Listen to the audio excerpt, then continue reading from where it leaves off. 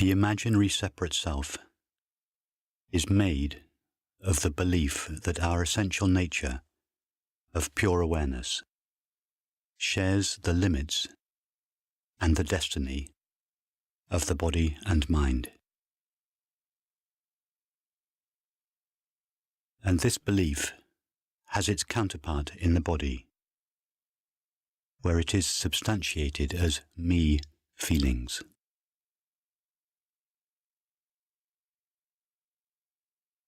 In fact, the feeling of being a separate self is by far the larger part of the sense of separation. Many of us have a clear intellectual understanding of the non-dual perspective. We may know from genuine experience that what we essentially are is the open, empty, unlimited space of awareness, and yet still feel that we walked into a room and are sitting on a chair.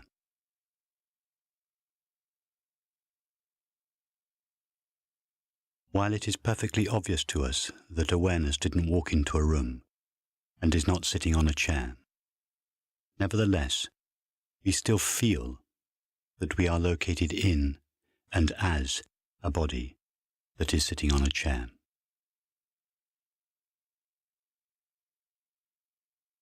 In other words, there is a discrepancy between what we understand and what we feel.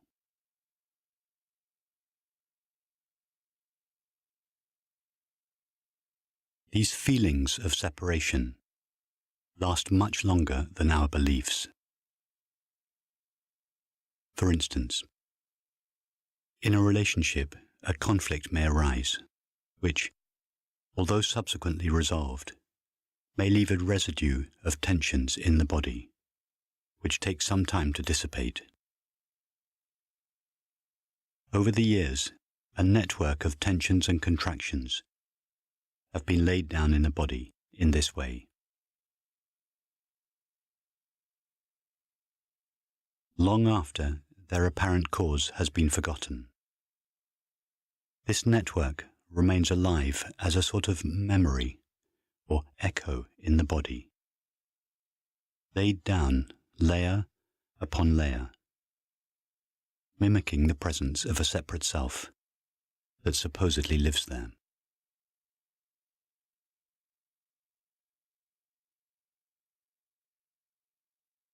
So in this approach, we make a very deep exploration of the body, during which it is gradually and effortlessly washed clean of these residues of separation. These residues are exposed and explored, and as a natural and inevitable consequence of this exploration, they gradually dissolve.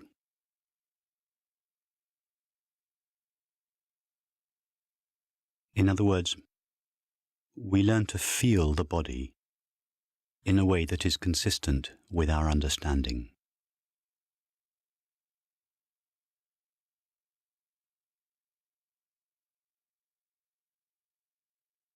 The experiential understanding that our essential nature of pure awareness is ever present and unlimited is just the first stage.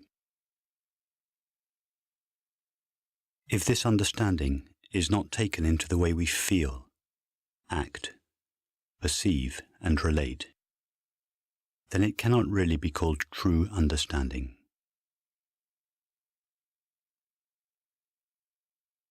So, in this approach, we explore not just the way we think, but the way we feel. And not just the way we feel, but the way we perceive, act, and relate. In other words, the body and the world, not just the mind, are gradually colonized by our understanding.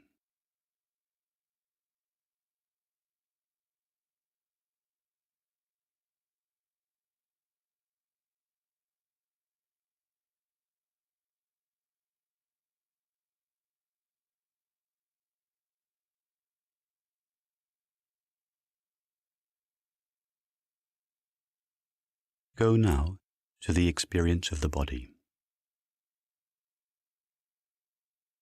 And I suggest, at least to begin with, that we keep our eyes closed.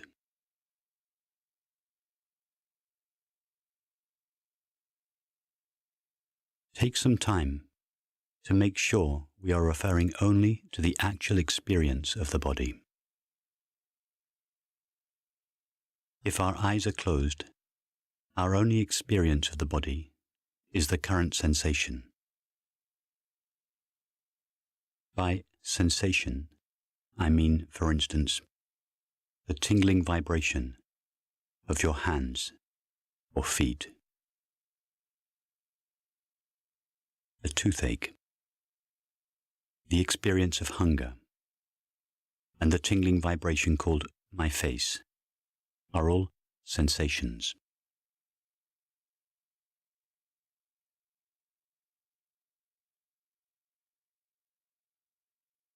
Go now to the experience called my hands. Our only experience of the hands, if our eyes are closed, is a sensation.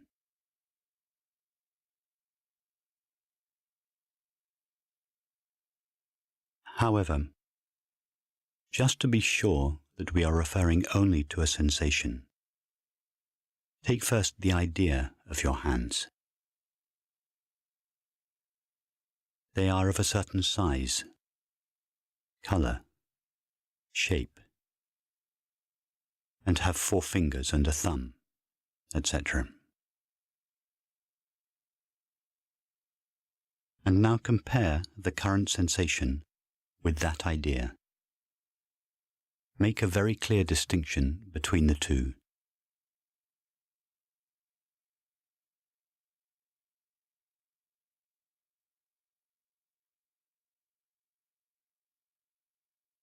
And now take the image of your hands and make a clear distinction between the image of them and your actual current direct experience of them.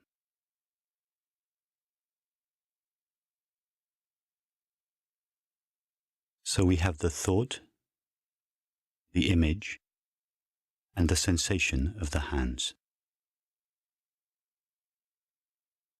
The hands themselves are obviously not a thought or an image. A thought about or an image of our hands are obviously not the hands themselves. So just put these two, the thought and the image, on one side, and don't refer to them again.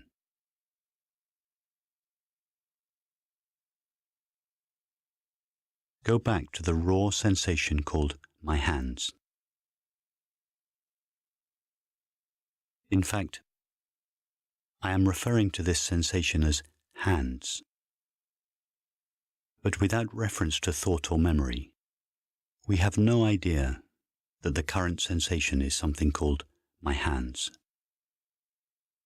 In just the same way that an infant has no idea that the amorphous tingling sensation it feels is something that thought will later conceptualize as my body.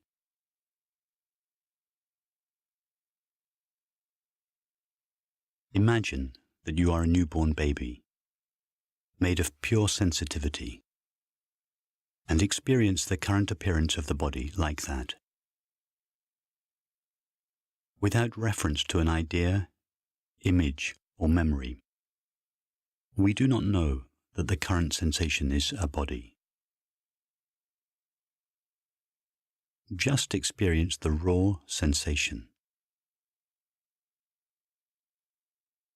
That's actually what we are experiencing all the time. But thought adds a label to this sensation. In fact, we do not even know that it is something called a sensation. It is just raw, unnameable, indivisible, intimate experience.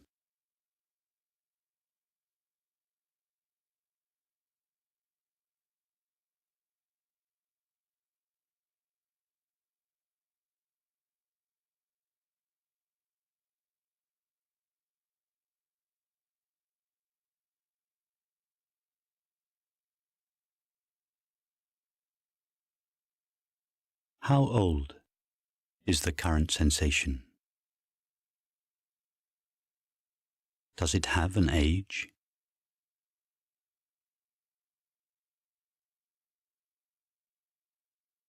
Is it 20, 40, 60, 80 years old?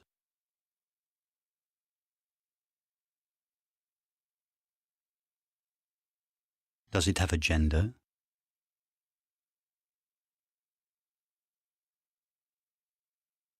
Don't ask thought what it thinks. Go to your actual experience.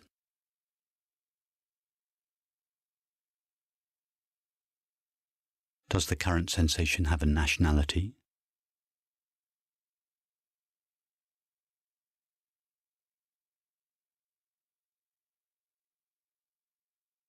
What shape is the current sensation?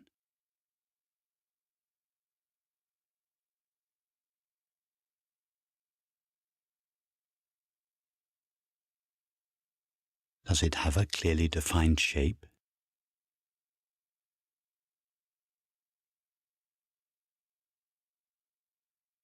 If we were to draw this sensation on a piece of paper, in order to show somebody who had never experienced it what it looked like,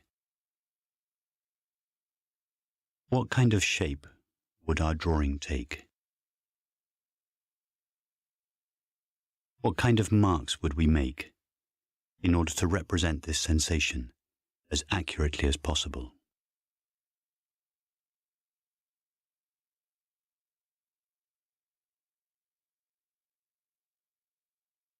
Start by trying to find an edge to this sensation. Really stay very close and intimate with your experience. Can we find an edge anywhere in our actual experience?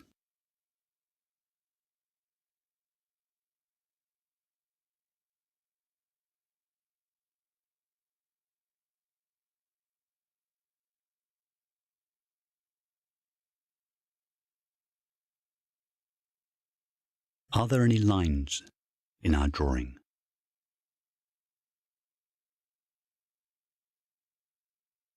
Or is it a cluster of dots, more or less dense, floating on the white page? Like the Milky Way, floating in the empty sky.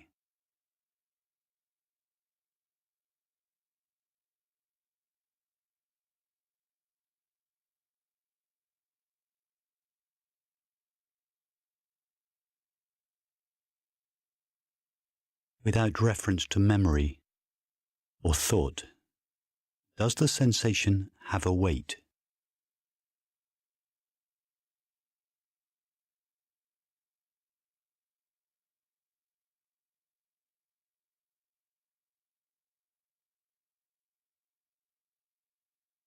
Go to the experience that seems to be evidence of weight, and see that that experience itself is a sensation. How much does that sensation weigh?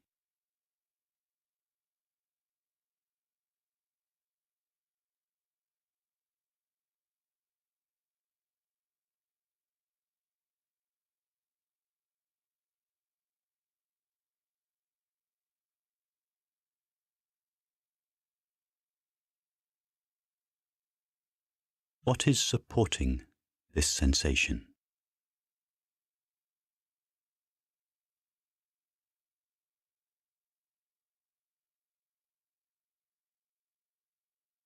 See how quickly thought wants to say a chair or the floor.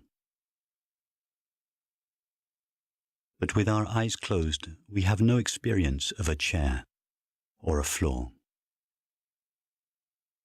Rather, our only experience of a so-called chair or floor is itself a sensation.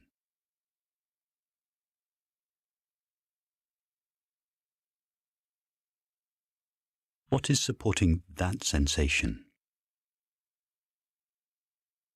In what or on what is that sensation appearing?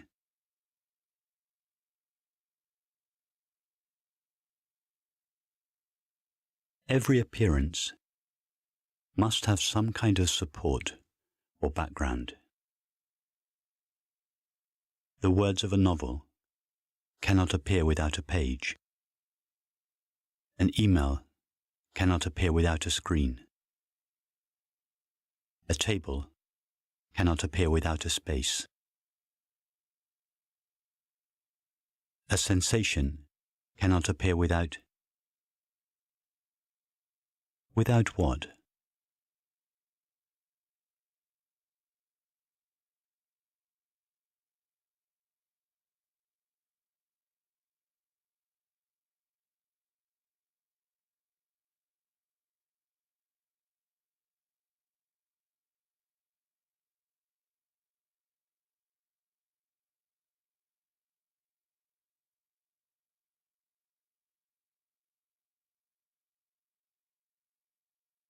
See that this sensation is appearing in the same open, empty space of awareness in which our thoughts appear.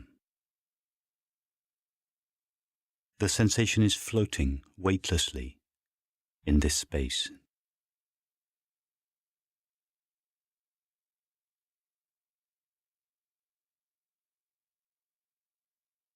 The sensation itself has no shape.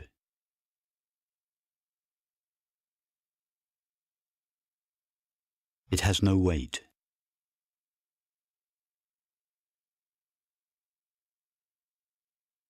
It is not suspended in a physical space.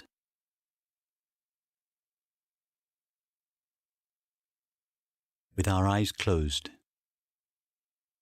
we have no experience of physical space.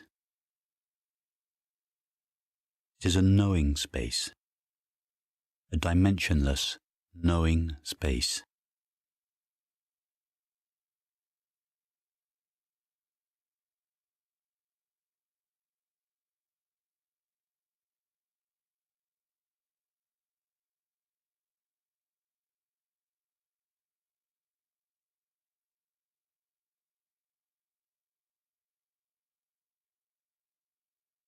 Does this sensation have a size?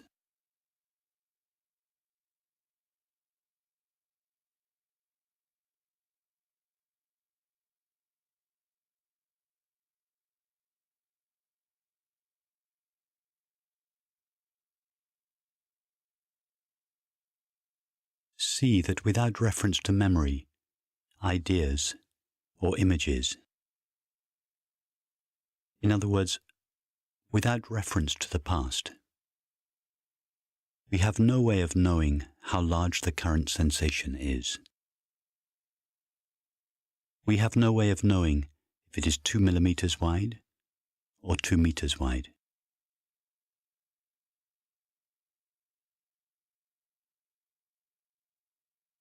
In fact, we have no experience of size or dimension.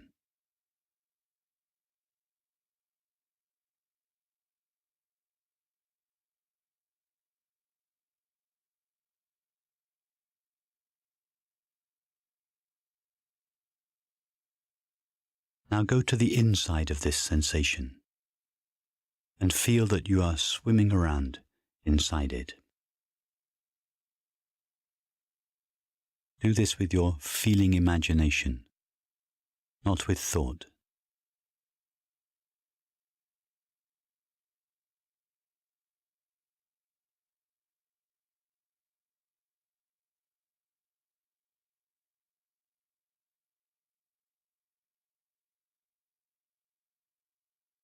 How solid is it inside the sensation? Does it have a density?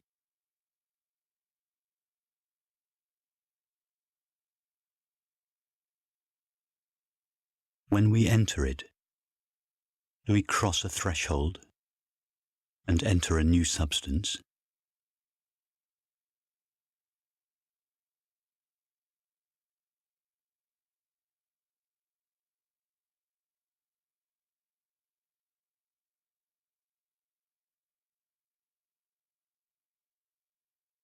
If we were a sculptor, and we had to represent this sensation in form, and we were free to choose whatever material we wanted to best represent it, what would we choose? Stone, metal, wood, plastic, cloth, water, air, sound, light?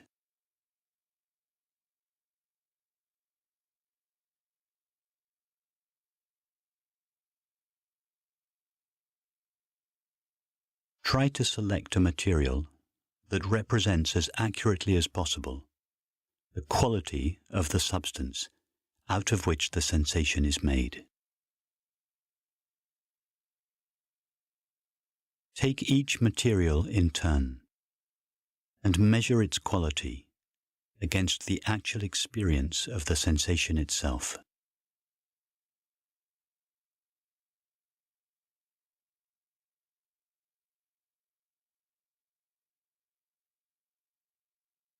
And having selected your material, go ahead and make a sculpture in your imagination that represents as accurately as possible your direct experience of the current sensation.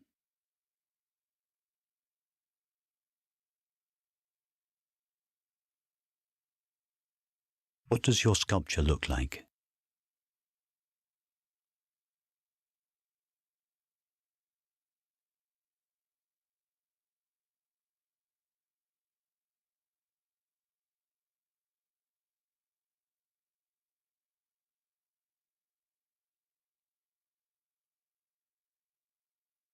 What is the relationship between this sensation and the aware or knowing space in which it appears?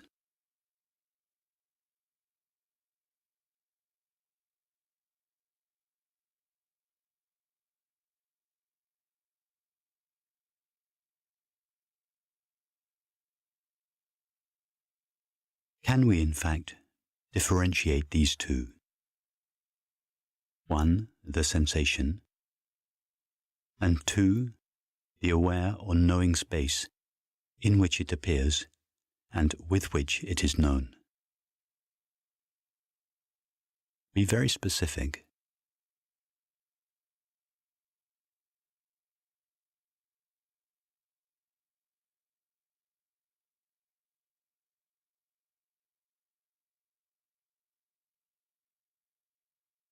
See clearly, in our experience, that we cannot find these two elements. The sensation itself is pervaded by, saturated with the knowing of it.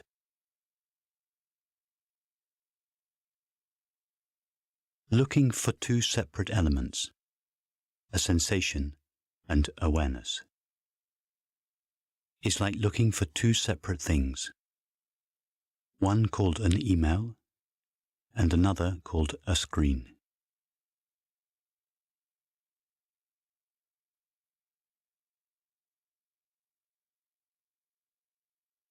It is not even true to say that the email is pervaded by the screen. There is no such thing as an email that exists as an object in its own right, pervaded by the screen. There is just the screen, taking the temporary name and form of the email. Likewise, we can't legitimately say that the sensation itself is pervaded by awareness. We never experience an independent object called a sensation that is pervaded by something else called awareness.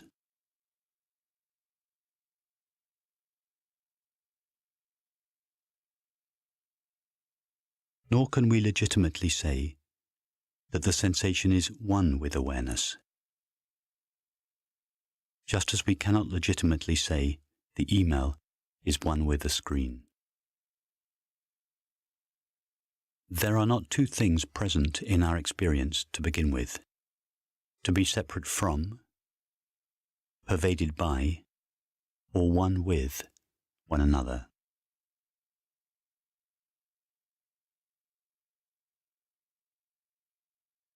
see in this way that the sensation is not just appearing in and known by the open empty space of awareness.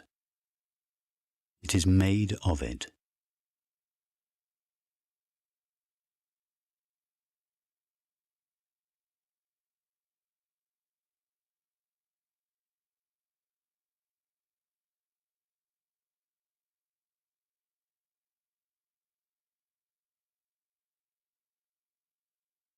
From the conventional point of view, we believe that our essential nature of pure awareness is made out of the body.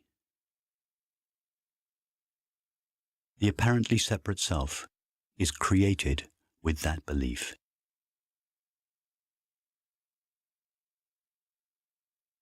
In understanding, we realize that the body is made out of awareness. This is not an extraordinary new experience that happens to a few people. It is actually what we are all experiencing all the time.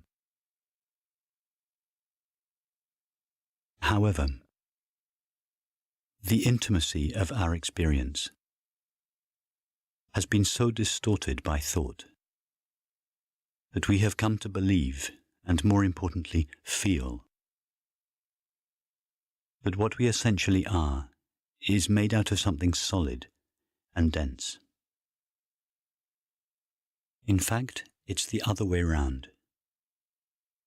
The body is made out of a substance that is transparent, weightless, empty, and knowing or aware.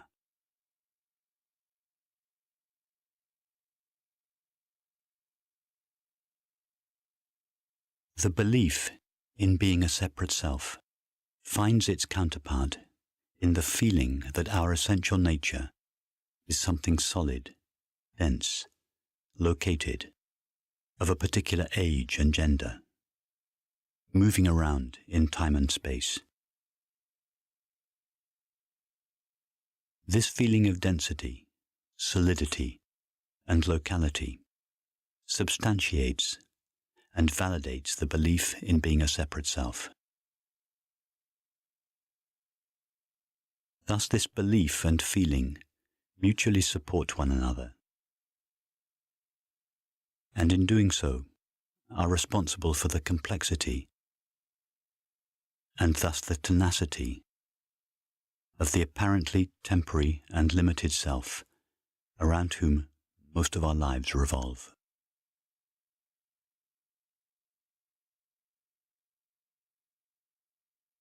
In these meditations, we explore the body as it is really experienced, and in doing so, liberate it from the tyranny of a non-existent, separate self. We allow the body to gradually return to its natural, organic state of openness, transparency, and sensitivity. We learn to feel and move the body in a way that is consistent with our understanding.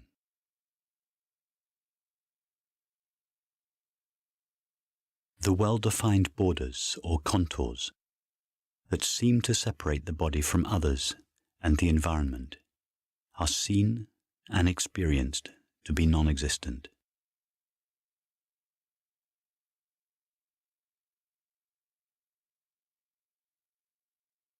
We feel that the body is made out of permeable space, in direct contact with everyone and everything, no longer sealed up as a clearly defined, impervious container.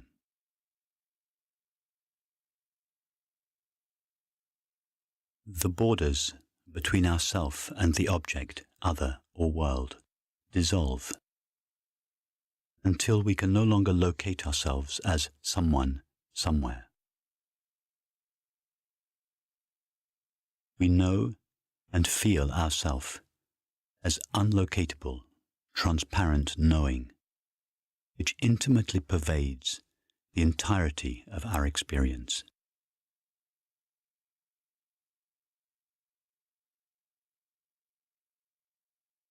Whatever appears in the field of experience appears in our self. We are that dimensionless field.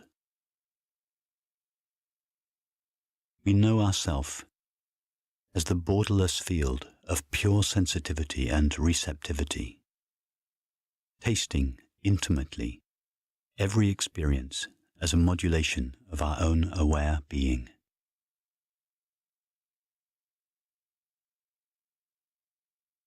When our eyes fall, for instance, on an object, we become that object. We know it from the inside out. We sense the feeling understanding with which it was made. We know what has gone into the making of it. There is no obstruction to this pure sensitivity.